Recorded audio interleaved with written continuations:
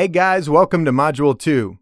Now that you understand clearly the potential of dividend investing, in this module, I'll teach you exactly how I evaluate and pick a profitable dividend-paying stock to invest my money in.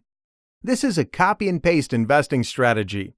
All you need to do is to apply the strategy and find a profitable stock by yourself. This module is very important, so make sure that you don't skip any lessons. First of all, let's talk about what will determine your investment success. When it comes to dividend investing, as you've already learned, time plays a crucial role in building your wealth over the long term, and it's one of, by far, the most important factors that will fuel your income machine. The compound effect cannot make a huge difference in your investment return if you don't invest your money long enough.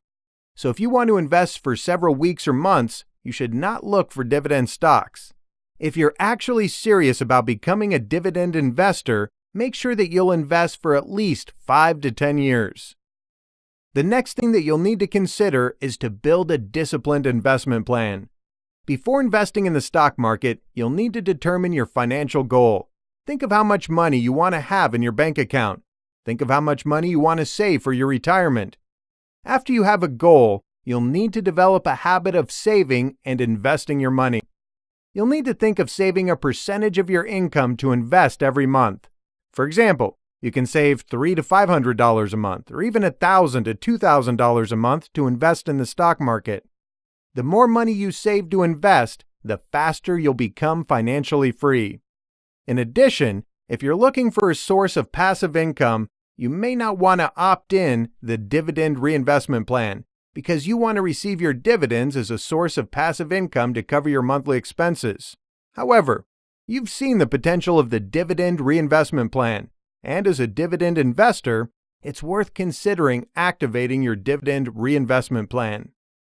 In the following lectures, I'll provide you a collection of profitable dividend stock picking criteria that you can follow to invest in dividend-paying stocks. As an investor, you'll always have to be conservative with your investment decisions. You should only buy a stock when it meets our investment criteria.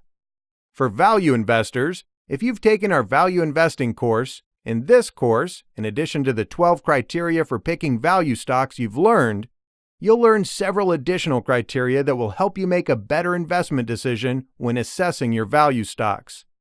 For dividend investors, the criteria provided in this course are enough for you to make a profitable investment.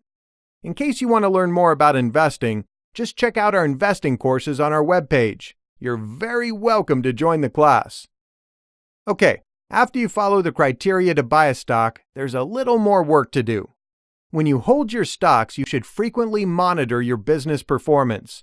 Although the strategy that I'm about to teach you can help you find a superb business to invest in, there's no guarantee that it will keep performing well in the future.